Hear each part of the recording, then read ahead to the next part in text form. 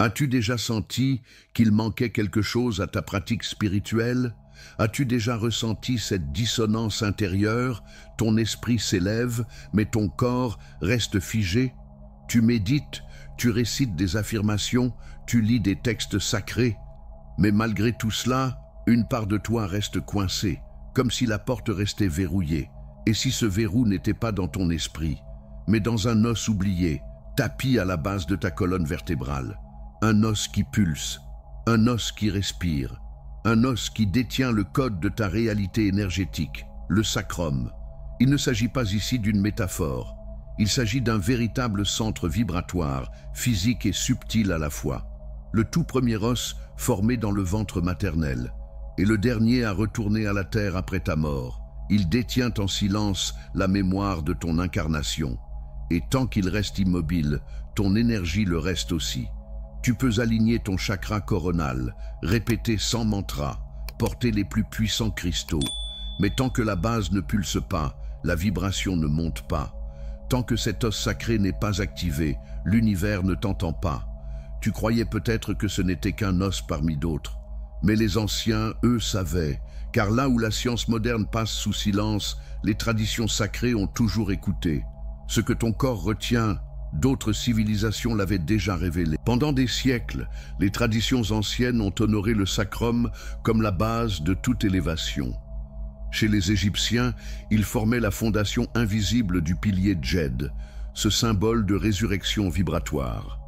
Chez les Toltèques, il résonnait comme un tambour intérieur, battant au rythme de la conscience pure. Pour les taoïstes, le dantian inférieur, logé dans la région du bassin, était l'endroit d'où naît l'alchimie intérieure, et les maîtres hermétiques le considéraient comme la porte cachée vers la manifestation incarnée. Mais aujourd'hui, ce savoir a été relégué au silence. Pourquoi? Parce qu'il ne se vend pas, parce qu'il ne flatte pas l'ego, parce qu'il ne demande pas une performance intellectuelle, mais une présence réelle. Le sacrum n'est pas sacré par convention, il l'est par essence. Il contient en lui un code originel que ni mantra, ni livre, ni méditation ne peut remplacer. Tant que ce code reste inactif, la vie reste en attente. Le flux reste interrompu, la réalité se cale sur une fréquence figée. Et toi, tu ressens ce décalage subtil, cette déconnexion, ce poids sourd, sans pouvoir le nommer. Mais ce n'est pas toi le problème. Ce n'est pas ce que tu fais, c'est ce que tu ne bouges pas, car à la base de ton corps, dans ce trône d'os ignoré, pulse encore une mémoire vibratoire ancienne, plus profonde que le langage. Et si tu oses y accéder, tu n'as plus besoin de chercher l'alignement, tu le deviens. Ce que les anciens ressentaient dans la danse de leur souffle, la science commence enfin à l'écrire en équation. Là où l'intuition tissait des vérités dans le corps, les neurosciences déposent aujourd'hui leurs preuves. Et si la sagesse du sacrum n'avait jamais été une croyance, mais une précision que notre époque redécouvre à pas feutrés, depuis longtemps, on a tourné le dos aux anciens. On s'est moqué de leurs gestes, leurs danses, leurs respirations sacrées. On a réduit leurs rites à des superstitions tribales. Mais aujourd'hui, la science commence à traduire ce que les sages savaient déjà dans leur chair. Les neurosciences somatiques et la biologie du mouvement révèlent ce que la mémoire du corps crie en silence depuis toujours. Lorsque tu fais bouger le sacrum avec conscience, quelque chose de très concret se passe. Ce mouvement active le liquide céphalo-rachidien, ce fluide sacré qui circule entre ton cerveau et ta moelle. Il stimule le nerf vague, ce pont neurologique entre ton corps, ton cœur, ton système digestif, ton esprit. Il harmonise le système nerveux autonome, équilibre ton rythme cardiaque, régule ton taux de cortisol. Et surtout, il te ramène dans l'instant. Ce n'est plus mystique, c'est mesuré. Ce n'est plus marginal, c'est vérifié. Le docteur Joe Dispenza l'a montré. Le corps, lorsqu'il est synchronisé à une intention claire, modifie sa chimie. Il libère de nouvelles ondes cérébrales. Il active la glande pinéale. Il restructure la conscience. Et ce n'est pas tout. Des pionniers comme Bonnie Bainbridge Cohen confirment que le mouvement profond, subtil, lent, presque imperceptible, réveille la mémoire cellulaire. Chaque geste devient alors un code, une impulsion vivante qui parle directement au système nerveux sans passer par le mental. Alors ce que les anciens pratiquaient avec leur danse, leur posture, leurs ondulations du bassin, la science commence lentement à le valider. Non pas en contradiction, mais comme une réconciliation. La matière rejoint le mystère.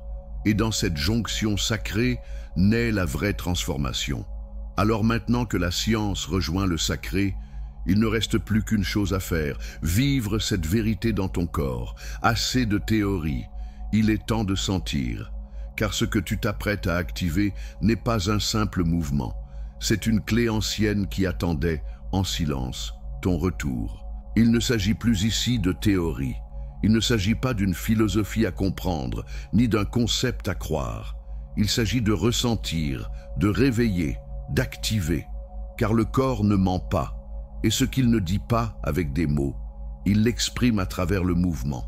À la base de ton être, il existe un portail oublié, et pour l'ouvrir, tu n'as besoin ni de temple, ni de dogme, juste un souffle, et de 5 gestes sacrés, des gestes simples, mais porteurs d'un ancien langage que ton corps reconnaît mieux que ta tête. 1. Le 8 horizontal, l'infini en mouvement. Mets-toi debout, pieds écartés à la largeur des hanches. Plie légèrement les genoux et commence à dessiner, avec ton bassin, la forme d'un 8 couché, un symbole d'infini. Ne cherche pas la perfection, cherche la sensation. Laisse tes hanches onduler, doucement. Respire. Ce mouvement active les points d'ancrage dans le bassin. Il dénoue les tensions cristallisées au fil des années et il réorganise subtilement ton champ énergétique comme une boucle d'or qui reconnecte les 2 hémisphères de ton être. 2. La vague verticale, le souffle de la colonne. Maintenant, laisse ton bassin aller vers l'avant puis en arrière, comme une vague qui monte et redescend. Ton sacrum devient fluide, ta colonne se transforme en fleuve vivant. À chaque inspiration, penche légèrement ton bassin vers l'avant. À chaque expiration, ramène-le doucement vers l'arrière. Ce mouvement vertical active l'axe sacrum-glande pinéale. Il envoie des pulsations de fluide cérébral vers le haut, ouvrant les zones liées à la clarté, à l'unité, à la pleine présence. 3. La spirale intérieure, le souffle du sacrum. Allonge-toi sur le dos, genoux pliés, pieds au sol. Ferme les yeux, rentre en toi. Visualise maintenant une spirale qui tourne dans ton bassin, comme si le centre de ton sacrum respirait lentement. Il ne s'agit pas de mouvements visibles, mais de mouvements ressentis, comme un souvenir du corps, comme une danse cellulaire oubliée. Cette spirale réveille la mémoire vibratoire originelle. Elle reconnecte ton corps à l'instinct, à l'intuition, à l'énergie brute que l'on ne pense pas, mais que l'on ressent. 4. La pulsation rythmique. L'appel du souffle. Assis ou allongé, place tes mains sur le bas de ton ventre, juste au-dessus du pubis. Inspire lentement, en laissant cette zone se gonfler doucement. Puis expire, et dans ce souffle, introduis une micro-poussée vers le haut, en contractant subtilement ton plancher pelvien. Ce geste presque invisible crée une onde ascendante, qui remonte le long de ta colonne comme un frisson sacré. Il active des circuits neuronaux profonds et transforme ton souffle en champ énergétique. 5. Le silence vibrant, l'immobilité vivante. Enfin, assieds-toi, reste, écoute. Après ces 4 mouvements, ne fais plus rien. Reste dans ce champ qui pulse. Ne cherche pas de réponse, ne poursuis rien. Soit le temple, soit la vibration, soit la présence. Dans cette immobilité, le sacrum pulse de lui-même. Et tout ton corps devient espace sacré. Ces gestes ne sont pas des exercices physiques. Ce sont des codes vivants, des portails incarnés qui ne s'ouvrent qu'avec douceur, patience et silence. Pas à pas, tu ne fais pas que bouger ton corps, tu fais bouger ta réalité. Tu penses peut-être qu'il faut tout comprendre pour que cela fonctionne, mais parfois, c'est le corps qui se souvient avant l'esprit. Et parfois, c'est dans l'épuisement, loin des temples, loin des livres, qu'un mouvement ancien refait surface, comme ce soir-là, pour Samuel. Abordons l'histoire de Samuel, qui en réalité ne cherchait rien. Il ne méditait pas, il ne récitait aucun mantra.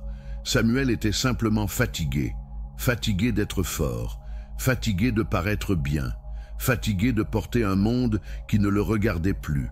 Ce soir-là, les lumières étaient éteintes. Il était seul, allongé sur son lit, les épaules affaissées, le court souffle, et ce poids sur sa poitrine, ce silence devenu trop dense, trop lourd. Puis, il a senti un appel étrange. Pas une pensée, pas une voix, mais une pulsion silencieuse, née dans ses hanches, comme si le sol sous lui murmurait « Bouge ». Sans comprendre pourquoi, Samuel s'est levé. Il a posé les pieds nus sur le sol froid. Il ne priait pas, il n'espérait même plus. Il voulait juste respirer, sentir, se délester, être là. Et soudain, ses hanches ont commencé à se mouvoir lentement, comme portées par un rythme ancien. Ce n'était pas une danse, c'était une reconnexion, un battement profond, venu du bas, une chaleur subtile, remontant la colonne, un apaisement inexplicable. Il n'avait appris aucune technique, il ne connaissait aucun nom, mais son corps semblait se souvenir. Dans les jours suivants, Samuel est revenu à ce mouvement, puis il a ajouté la vague, puis la spirale, puis la pulsation. Chaque fois, quelque chose fondait en lui. L'angoisse cédait, le mental se taisait, et à la place du vide naissait une présence vibrante. Il n'était pas devenu éclairé, mais il était devenu habité, non pas par une idée mystique, mais par une intelligence corporelle que personne ne lui avait jamais enseignée. C'est là que Samuel a compris. Ce n'est pas la complexité qui guérit, c'est la cohérence entre ton souffle, ton bassin et ton silence. Beaucoup cherchent l'éveil dans la tête, mais l'éveil le plus ancien commence dans les os. L'histoire de Samuel nous touche parce qu'elle est la nôtre, car derrière chaque éveil discret, il y a une bataille invisible, non pas contre l'ombre, mais contre ce que l'on a appris à désapprendre. Et c'est là que surgit le vrai défi, non plus bouger, mais oser croire que ce petit geste suffit.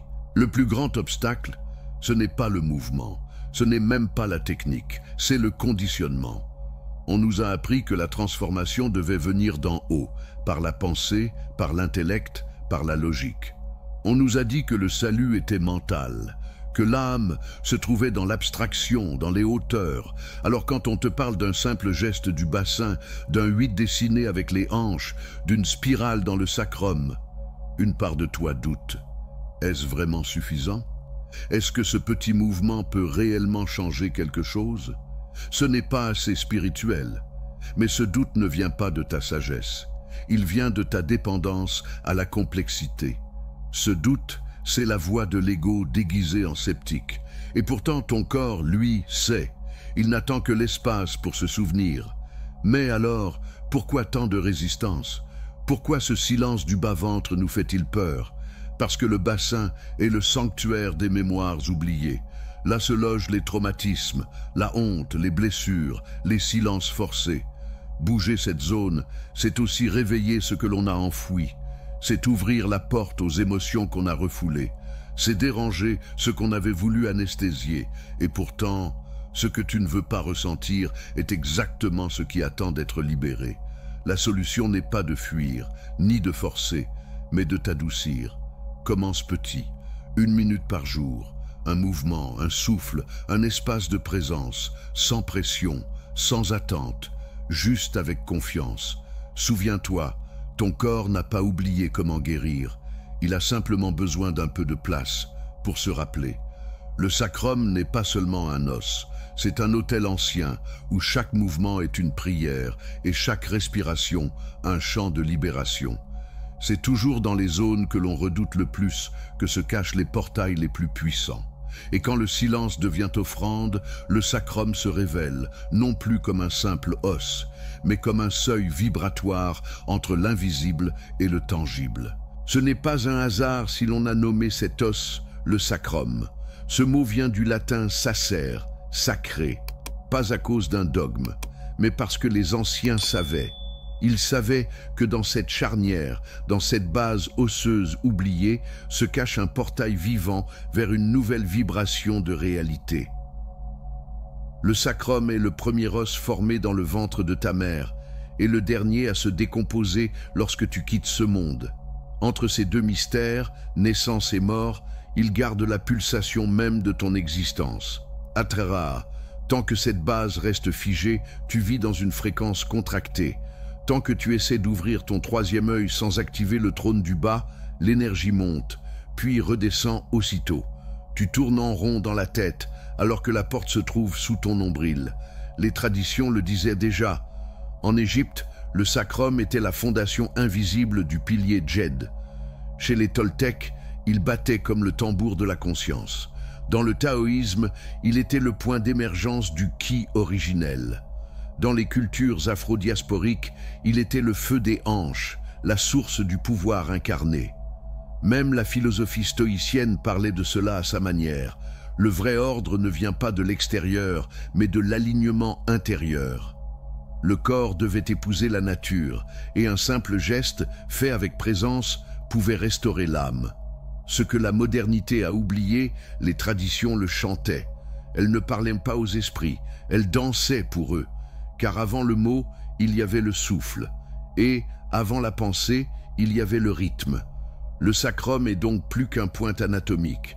C'est une porte énergétique, un pilier vibratoire, un trône silencieux à partir duquel le réel s'organise différemment. Quand tu le fais vibrer, l'univers t'écoute. Et ta vibration cesse d'être un bruit de fond. Elle devient un commandement clair, une émission cohérente, un chant d'existence. Quand tu retrouves le sacré dans ton sacrum, ce n'est pas seulement ton corps qui se transforme, c'est ton lien à la vie, au ciel, au monde. C'est ton incarnation tout entière qui devient présence. Ce que tu viens de réactiver n'est pas une image, ni une croyance, c'est un code. Et ce code, une fois remis en mouvement, transforme ton bassin en ancrage, ton souffle en signal et ton existence en vibration créatrice. Maintenant, écoute bien, ce que tu viens de découvrir n'est pas une méthode, ce n'est pas une discipline, c'est une mémoire réveillée. Ton corps n'est pas une enveloppe, il est un temple vivant, un autel ancien sculpté dans la chair où chaque souffle est une prière et chaque geste un chant d'alignement. Quand tu fais bouger la base, ce n'est pas juste ton bassin qui s'active, c'est l'univers entier qui trouve un nouveau point d'ancrage en toi. Le monde extérieur commence à vibrer différemment, parce que ton monde intérieur a changé de fréquence. Tu n'as plus besoin de forcer ton alignement. Tu deviens l'alignement. Tu n'as plus besoin de chercher la lumière dans les cieux. Tu l'incarnes dans ton axe. Et cela ne demande ni croyance, ni dogme, ni perfection. Cela demande une présence, une volonté humble de revenir là où tout commence, le sol, le souffle, le silence et le sacrum. Parce qu'il n'y a pas d'élévation sans fondation, pas de ciel sans terre, pas d'éveil durable sans retour au corps. Alors, si tu sens que ce message vibre en toi, si quelque chose de profond a bougé, même doucement, même timidement, alors honore ce mouvement. Écris en commentaire. Quand je bouge le sacrum, ma réalité répond. Fais-le non comme une phrase à prononcer, mais comme un code vibratoire que ton être reconnaît.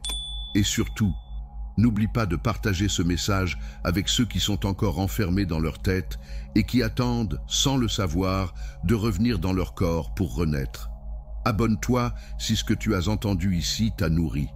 Active les notifications. Et continue ton chemin d'éveil corporel et sacré, car ce que tu viens d'entamer, ce n'est pas un contenu spirituel, c'est un retour à la maison. Clique sur la vidéo suivante et entre plus loin encore dans cette nouvelle réalité, parce que lorsque tu réveilles la base, tout l'univers respire avec toi.